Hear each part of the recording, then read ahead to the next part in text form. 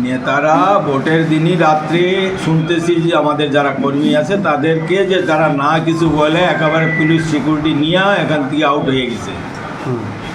কর্মীদের মধ্যে এটা নিয়ে প্রচণ্ড আক্রোশ যে যারা আমাদেরকে লড়াইয়ের ময়দানে যত রকম উপদেশ দিয়ে আর নীতির কথা বলে। রামকৃষ্ণ আইভিএফ সেন্টার, মা হওয়ার স্বপ্ন পূরণ।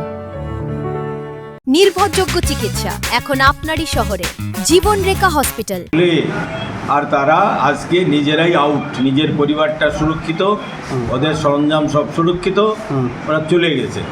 এই সমস্ত নেতাদের মানুষের শত্রু হিসাবে আগামী দিনে চিহ্নিত করবে। আমি যেহেতু জেলা আইএনটিটিউসি সব, আমি তো একটা ছোটোখাটো নেতা। আপনি তো শ্রমিক সংগঠন নেতা, শ্রমিকরাই তো বেশি আক্রান্ত বা কিছু হওয়ার সম্ভব। এখন যারা শ্রমিক আছে, রাজমিস্ত্রি আছে, ছোট দোকানদার আছে, কারা ডেলি খায় এখন ভয়ে আছে কাকে ডাঙাবে কাকে। আমি বিজেপি নেতৃত্বকে আমি শুভেচ্ছা জানাই যে তারাই আমাদের কাজটা করলো। অন্তত প্রধানমন্ত্রী এবং রাজ্য যে শ্রমিক ভোট চায় উনি এবং এখানকার জেলা নেতৃত্ব বিজেপি, তারা সঠিক ভূমিকা নিচ্ছে।